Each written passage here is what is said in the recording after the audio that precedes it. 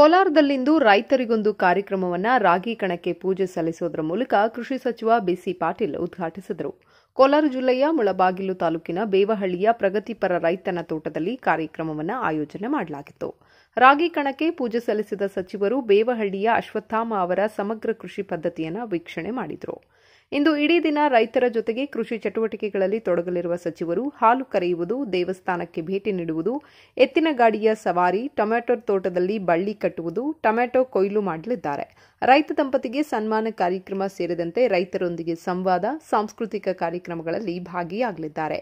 ಕೃಷಿ ಸಚಿವರಿಗೆ ಅಬಕಾರಿ, ಜಿಲ್ಲಾ ಉಸ್ತುವಾರಿ ಸಚಿವ ನಾಗೇಶ್, ಸಂಸದ ಮುನಿಸ್ವಾಮಿ ಸಾಥ್ ನೀಡಿದ್ದಾರೆ. ಅಶೋಕ್, ಟಿವಿ 8 ಕೋಲಾರ.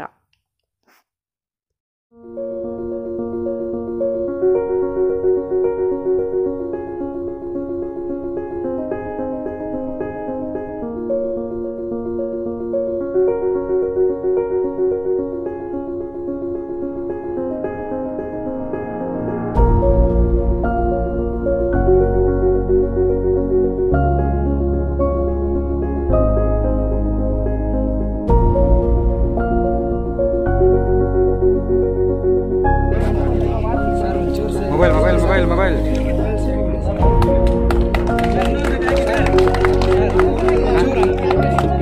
साका मोबाइल